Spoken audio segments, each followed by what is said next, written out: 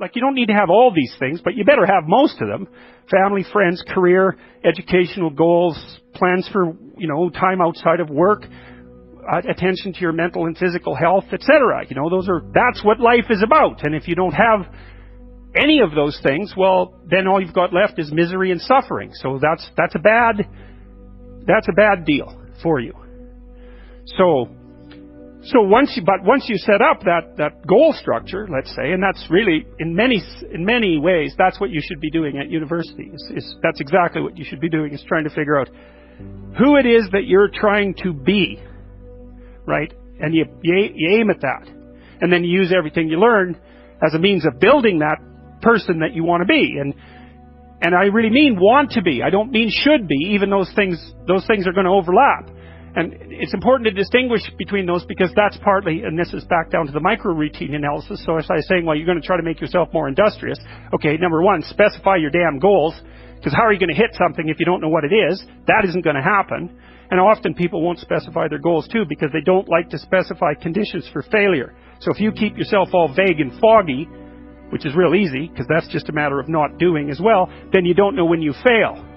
And people might say, well, I really don't want to know when I fail, because that's painful. So I'll keep myself blind about when I fail. That's fine, except you'll fail all the time then. You just won't know it until you've failed so badly that you're done. And that can easily happen by the time you're 40. So I would recommend that you don't let that happen. So that's willful blindness, right? You could have known, but you chose not to. Okay, so once you get your goal structure set up, you think, okay, if I could have this life, looks like that might be worth living, despite the fact that it's going to be, anxiety-provoking and threatening, and there's going to be some suffering and loss involved and all of that. Obviously, the goal is to have a vision for your life such that, all things considered, that justifies your effort. Okay, so then what do? Well, then you turn down to the micro-routines. It's like, okay, well, this is what I'm aiming for. How does that instantiate itself day to day, week to week, month to month? And that's where something like a schedule can be unbelievably useful. Google Calendar. It's like, make a damn schedule and stick to it. Okay, so what's the rule with the schedule? It's not a bloody prison. That's the first thing that people do wrong. They say, well, I don't like to follow a schedule. It's like, well, what kind of schedule are you setting up? Well, I have to do this, then I have to do this, then I have to do this, and then I just go play video games, because who wants to do all these things that I have to do? It's like, wrong. Set the damn schedule up so that you have the day you want. That's the trick. It's like, okay, I've got tomorrow. If I was going to set it up so it was the best possible day I could have, practically speaking, what would it look like? Well, then you schedule that. And obviously there's a bit of responsibility that's going to go along with that, because if you have any sense, one of the things that you're going to insist upon is that at the end of the day, you're not in worse shape than you were than at the beginning of the day, right? Because that's a stupid day. If you have a bunch of those in a row, you just dig yourself a hole and then you bury yourself in it. It's like, sorry, that's just not a good strategy. It's a bad strategy. So maybe 20% of your day has to be responsibility and obligation, or maybe it's more than that, depending on how far behind you are. But even that, you can ask yourself, okay, well, I've got these responsibilities. I have to schedule the damn things in. What's the right ratio of responsibility to reward? And you can ask yourself that, just like you'd negotiate with someone who is working for you. It's like, okay, you got to work tomorrow. Okay, so I want you to work tomorrow. And you might say, okay, well, what are you going to do for me that makes it likely that I'll work for you? Well, you could ask yourself that, So maybe you do an hour of responsibility and then you play a video game for 15 minutes. I don't know, whatever turns your crank, man. But, you have to negotiate with yourself and not tyrannize yourself. Like you're negotiating with someone that you care for, that you would like to be productive and have a good life. And that's how you make the schedule. It's like, and then you look at the day and you think, well, if I had that day, that'd be good. Great! And you're useless and horrible, so you'll probably only hit it with about 70% accuracy, but that beats the hell out of 0, right? And if you hit it even with 50% accuracy, another rule is, well, aim for 51% the next week, or 50.5% for God's sake, or because you're going to hit that position where things start to loop back positively and spiral you upward. And so that's one way that you can work on your conscientiousness, is to plan a life you'd like to have. And you do that partly by referring to social norms. That's more or less rescuing your father from the belly of the whale. But the other way you do that is by having a little conversation with yourself about, as if you don't really know who you are, because you know what you like. You won't do what you're told. You won't do what you tell yourself to do. You must have noticed that. It's like you're a bad employee and a worse boss, and both of those work, for you. You don't know what you want to do, and then when you tell yourself what to do, you don't do it anyways. You should fire yourself and find someone else to be. But my point is that you have to understand that you're not your own servant, so to speak. You're someone that you have to negotiate with, and you're someone that you want to present the opportunity of having a good life to. And that's hard for people because they don't like themselves very much. So, they're always like cracking the whip and then procrastinating, and cracking the whip and then procrastinating. And it's like, God, it's so boring and such a pathetic way of spending your time. And you know what that's like because you probably waste like 6 hours a day. And I think we did an economic calculation about that a while back, right? Your time's probably worth $50 an hour, something like that. I mean, you're not getting paid that now, but you're young, and so this is investment time, and what you do now is going to multiply its effects in the future. So let's say it's $50 an hour, which is perfectly reasonable. So if you waste 6 hours a day, and you are, then you're wasting about $2,000 a week, or about $100,000 a year. So go ahead, but that's what it's costing you every hour. And you need to know what your damn time is worth. So let's say it's not $50, it's $30, whatever. Maybe it's $100. It's somewhere in that range. One of the things you should be asking yourself is, when you spend an hour, was that, would have I paid someone $50 to have had that hour? And if the answer is no, it's like, maybe you should do something else with your time. And it depends on whether or not you think that your time's worthwhile. But the funny thing about not assuming that is, if you assume your time isn't worthwhile, what happens is you don't just sit around sort of randomly in a state of responsibilityless bliss. What you do is you suffer existentially. And so that seems like a stupid solution. If you take people, and I've told you this, and you expose them voluntarily to things that they are avoiding and are afraid of, that they know they need to overcome in order to meet their goals, their self-defined goals. If you can teach people to stand up in the face of the things they're afraid of, they get stronger. And you don't know what the upper limits to that are, because you might ask yourself, if for 10 years, if you didn't avoid doing what you knew you needed to do, by your own definitions, right, within the value structure that you've created to the degree that you've done that, what would you be like? Well, there are remarkable people who come into the world from time to time, and there are people who do find out over decades-long periods what they could be like if they were who they were, if they spoke their being forward. And they get stronger and stronger and stronger, and we don't know the limits to that. We do not know the limits to that. And so you could say, in part, perhaps the reason that you're suffering unbearably can be left at your feet, because you're not everything you could be, and you know it. And of course, that's a terrible thing to admit, and it's a terrible thing to consider, but there's real promise in it, right? Because it means that perhaps there's another way that you could look at the world, and another way that you could act in the world. So what it would reflect back to you would be much better than what it reflects back to you now. And then the second part of that is, imagine that many people did that, because we've done a lot as human beings. We've done a lot of remarkable things. And I've told you already, I think before, that today, for example, about 250,000 people will be lifted out of abject poverty, and about 300,000 people attached to the electrical power grid. We're lifting people out of poverty collectively at a faster rate that's ever occurred in the history of humankind by a huge margin. And that's been going on unbelievably quickly since the year 2000.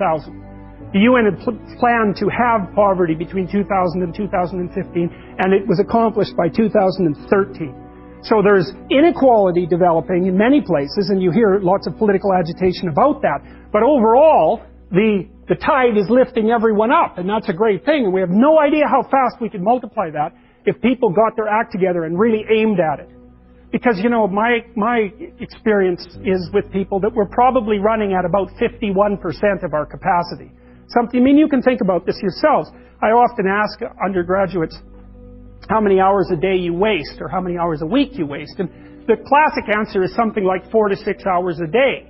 Inefficient studying, watching things on YouTube that not only do you not want to watch, that you don't even care about, that make you feel horrible about watching after you're done. That's probably 4 hours right there. You think, 25 hours a week, it's 100 hours a month, that's 2.5 full work weeks, it's half a year of work weeks per year. And if your time is worth $20 an hour, which is a radical underestimate, it's probably more like 50 if you think about it in terms of deferred wages. If you're wasting 20 hours a week, you're wasting $50,000 a year. And you are doing that right now. And it's because you're young, wasting $50,000 a year is a way bigger catastrophe than it would be for me to waste it, because I'm not going to last nearly as long.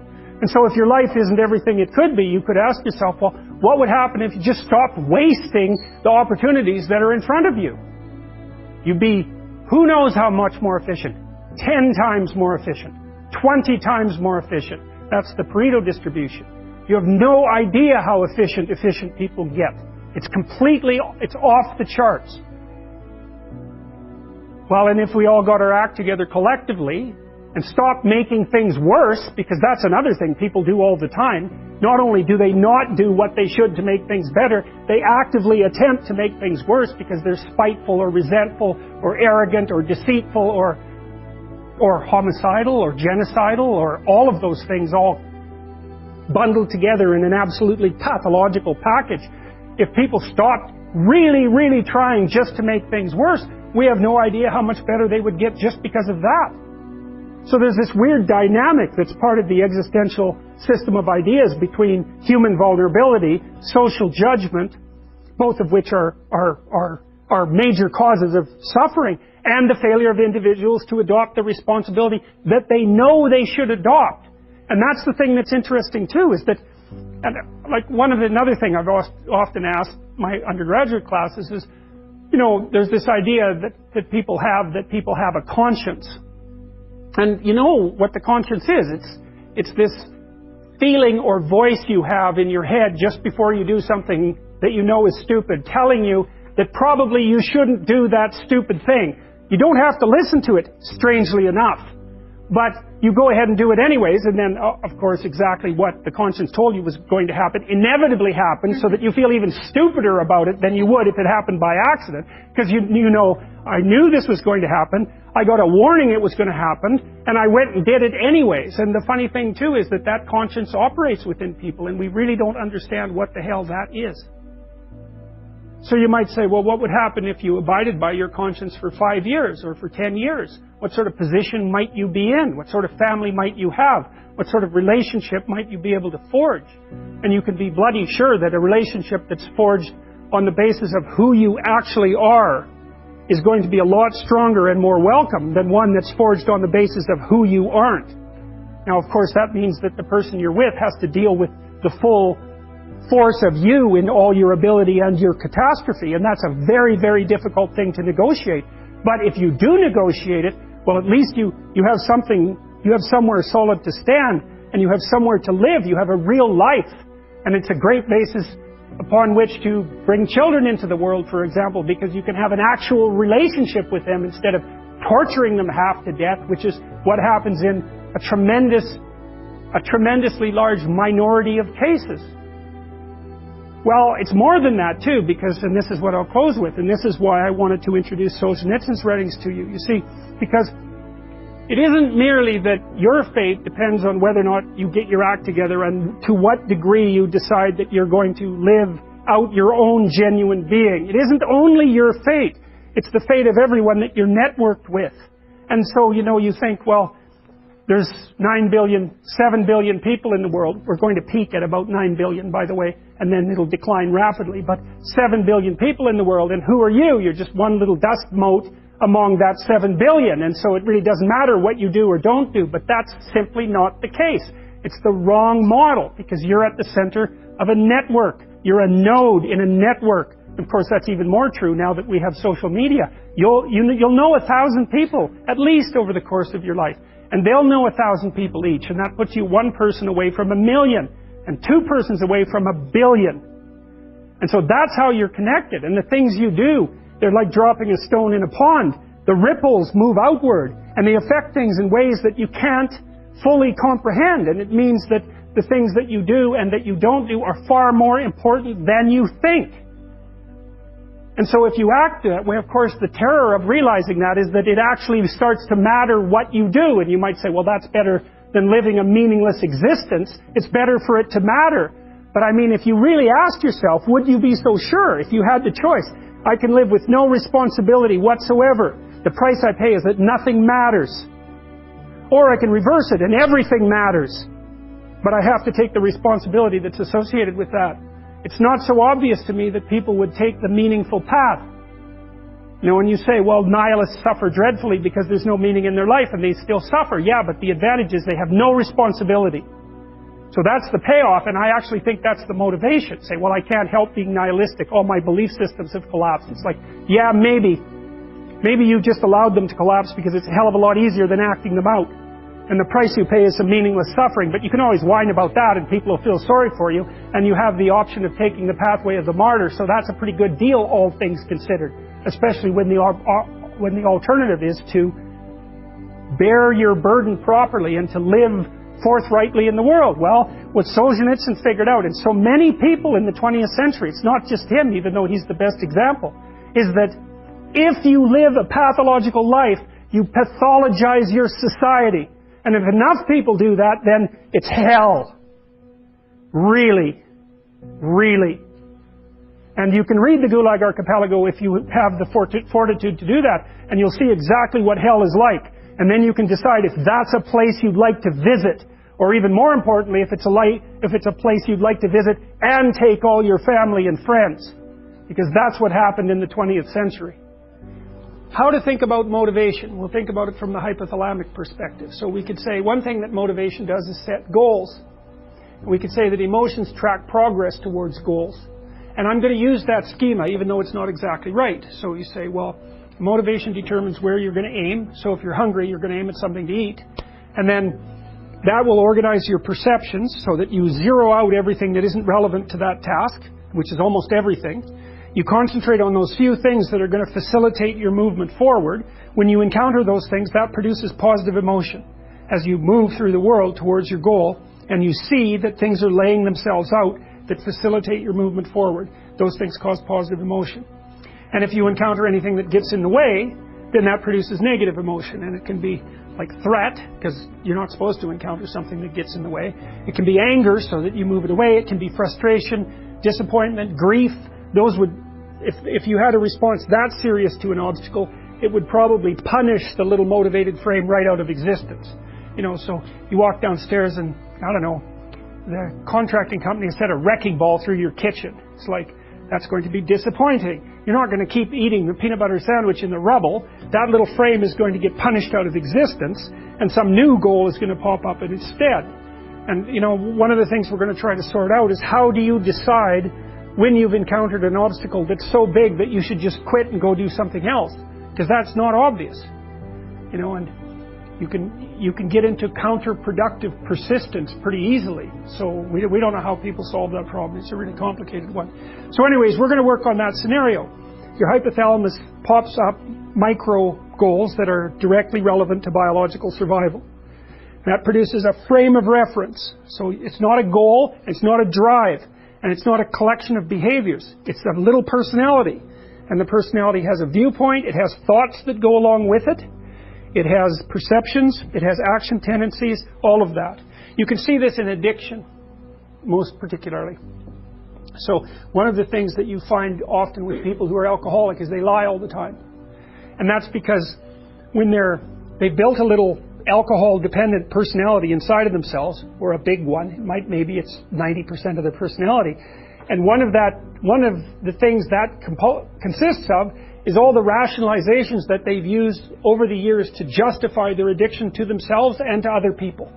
And so the addiction has a personality. You know, and so when the person is off, or maybe they're addicted to meth or something like that, where, you know, the addiction is more... It's more short-term powerful, than I would say, than an alcohol addiction. They'll say anything. And the words are just tools used to get towards the goal. And if they happen to be deceptive, whatever, it doesn't matter.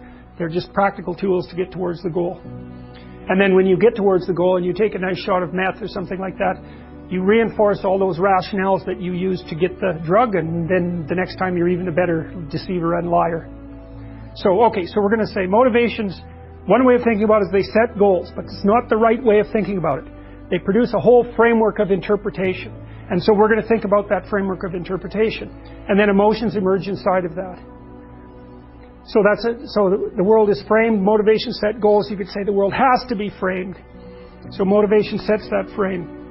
Goals, emotions, perceptions, and actions. And then actions track progress. So positive emotion says you're moving forward properly towards your goal. And if you encounter something you don't expect, you stop. That's anxiety. It's like, oh, we're not where we thought we were. And so we don't know what to do. So we should stop because we don't know where we are or what we're doing. Stop. Frozen. And then the more powerful negative emotions like pain, they might make you get out of there. So emotions, forward, stop, reverse. That's your emotions within that motivated frame.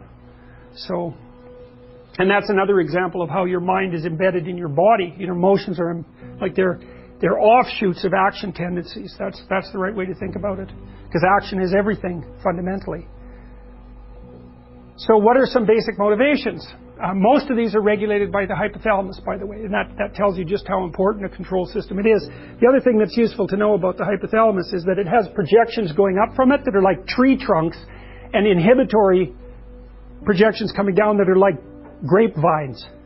So you can kind of control your hypothalamus as long as it's not on too much, but if it's on in any serious way, it's like it wins.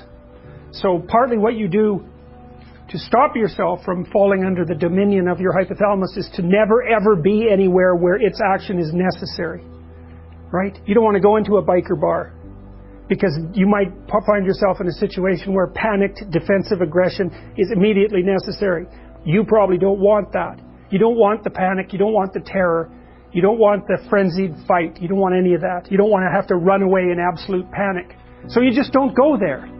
And a huge part of how we regulate our emotions is just by never going anywhere where we have to experience them. And so that has very little to do with internal inhibitory control and everything to do with staying where you belong. The Myth of Mental Illness by Thomas Szasz, S-Z-A-S-Z. It's a classic. You should read it. If you're interested in psychology, read it. Like, it's a classic. And he basically said, most people have problems in living. They don't have psychological problems. And so I've experienced, despite my love for the psychoanalysts, very frequently what I'm doing as a therapist is helping people have a life that would work. You know, and you can parameterize that. It's like, what do you need? How about some friends? That people kind of like that. How about an intimate relationship with someone that you can trust, that maybe has a future? That'd be good.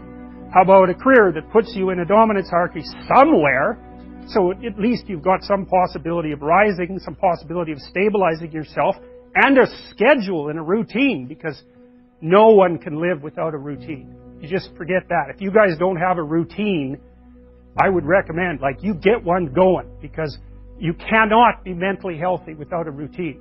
You need to pick a time to get up. Whatever time you want, but pick one and stick to it, because otherwise you dysregulate your circadian rhythms and they regulate your mood.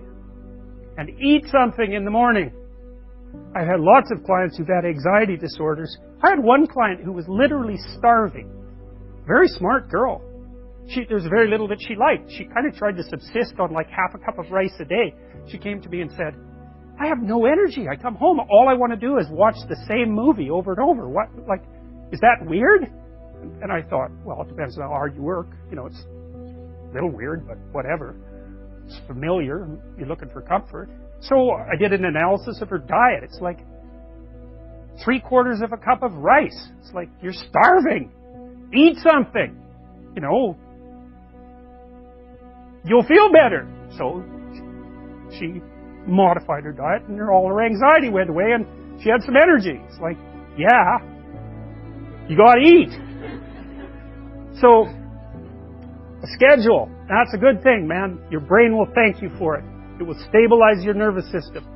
With a bit of a plan, that's a good thing. You need a career. You need something productive to do with your time. You need to regulate your use of drugs and alcohol, most particularly alcohol, because that does in a lot of people.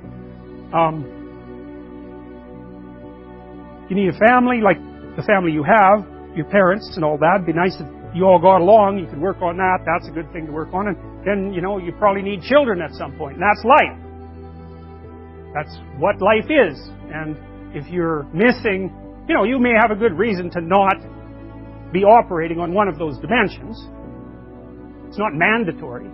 But I can tell you that if you're not operating reasonably well on 4, I think I mentioned 6, if you're not operating reasonably well on at least 3 of them, there's no way you're going to be psychologically thriving. And that's more pragmatic in some sense than psychological, right? Human beings have a nature. There's things we need. And if we have them, well, that's good.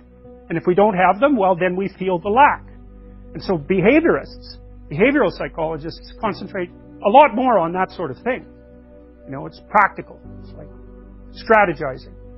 Make a career plan. Figure out how to negotiate, because that's bloody important. Figure out how to say what you need. Figure out how to tell the truth to people. Figure out how to listen to your partner in particular, because if you listen to them, they will actually tell you what they want. And sometimes you can give it to them, and maybe they'll return the favor. And if you practice that for like 15 years, well, then maybe you're constantly giving each other what you want. Well, hooray. That would be good. And then there's 2 of you under most circumstances, and it's better to have 2 brains than 1, because people think differently because of their temperament mostly. And so the negotiation is where the wisdom arises, and it's part of the transformation, the psychological transformation that's attendant on an intimate relationship, and one of the fundamental purposes of a long-term intimate relationship.